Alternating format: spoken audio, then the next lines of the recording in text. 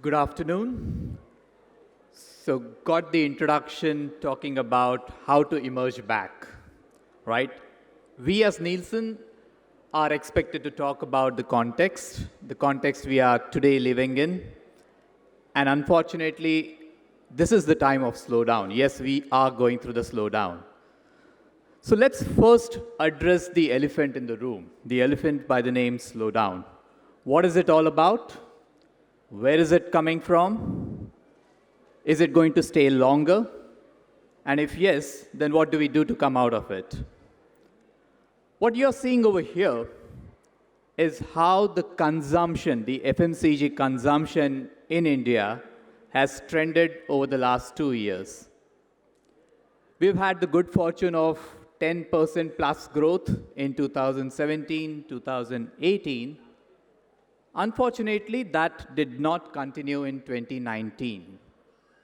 So from a 14% growth in 2018, the FMCG consumption decelerated, slowed down, came down to a growth level of about 9%. And if I have to just explain this chart to you, there are two components over there which make up that 9%. The dark blue component, which talks about the actual volume consumption. How much are we consuming? Is it growing, not growing? And the light blue part of the bar talks about the impact of price. So as you would see over here, the price has actually remained same. Is the consumption, the actual volume consumption, which has come down. This is total FMCG, food plus non-food.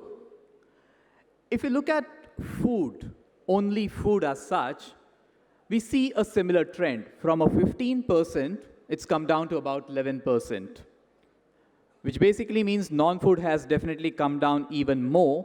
But given that food forms a big part of the basket or the purchase that we do, it's contributing more to the slowdown. And this slowdown is coming in from rural. It's coming in from the general trade as a channel. We know India has had a tough year. Unemployment is on the rise. The monsoons in some parts of the country were in excess, which impacted the farmers' income as well. And all that is contributing to the slowdown. So we're looking at a context, the elephant in the room, which is the slowdown. 2 years before 2019, we had some disruptions in the market. We had demonetization, we had the GST implementation. And as a result of that, actually we saw quite a few new companies entering the Indian FMCG landscape. And these smaller companies, these medium-sized companies are the ones who actually grew in 2017 and 2018, but they could not sustain that longer. In 2019, they started to slow down. So on this chart, you would see that the contribution to the overall FMCG slowdown is actually coming more from the smaller and the mid-sized companies, whereas the larger companies, the one which had the money power, which had the distribution stronghold, they somehow managed to maintain their sales at around 8-9%, while the smaller companies actually slowed down much more. So the point here we are making is, in the times of recession, in the times of inflation, some of the smaller brands are the ones which struggled, whereas in times of good growth, these are the brands who leverage that growth better and manage to grow faster than the larger companies. So we're looking at a longer trend. I think when I was being introduced, there was a mention of a disruptive or a reformative phase and a supportive phase which is expected going forward. So that disruptive phase was nothing but what we saw in 16, 17, 18 in the form of demonetization and GST implementation that caused some bit of disruption. However, growth was good because GDP was on the rise, inflation was low, and the consumption therefore was improving. We are now getting into a slowdown phase, maybe a new normal. But what we have seen in this budget this year, there are certain changes which is expected to improve the employment situation, which will improve the disposable income, and that should support consumption going forward. This is also supported by some long-term trends that you see over the last 5 years. Starting on the left, yes, Manrega is impacting the rural income. It's helping the rural consumers improve their lifestyle. At the same time, it's been good 5 years of normal rainfall, so agri-income has improved. It's supporting the farmers as well. In the urban areas, on the other hand, you have a booming middle class. Forget about the slowdown in 2019, but still on a long-term basis, you have middle-income households which are increasing in number. Their disposable income is going up, and that should help growth in the next 4 to 5 years as such. It will help sustain that growth. We all know India is a young population. 35% of our population is below 30 years. That's going to help, provided the policies support employment and therefore the disposable income. So let's look forward to this and see how food as a segment can develop going forward. At the same time, as the economy is changing, as the demography is changing, there are certain consumer changes that are coming in the form of how they are behaving. With access to internet, there's more and more information which is available in the hands of the consumer. Disloyalty is in fact increasing. More and more consumers are seeking new options. They don't want necessarily to stick to what they have been consuming in the past and don't mind experimenting with new things.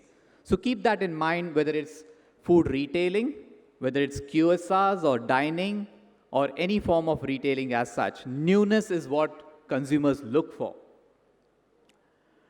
We did a small study to understand how access to internet impacts consumption. And in a few categories, we saw that if we just contrast consumers with access to internet and consumers without access to internet, the penetration of certain categories definitely moves up. For brands in these categories, it's a golden opportunity to communicate to these consumers and help A, increase the category sales, B, increase the brand sales. Also, with the technology improving, increasing in penetration, you're also seeing channel play changing over time. So India still remains largely a traditional trade market. It will not change so easily. 90% of our sales still come from the mom and pop stores, the grocery stores. Modern trade, brick and mortar modern trade is around 9%. We are now talking about a new channel, e-commerce, which a couple of years back was minuscule.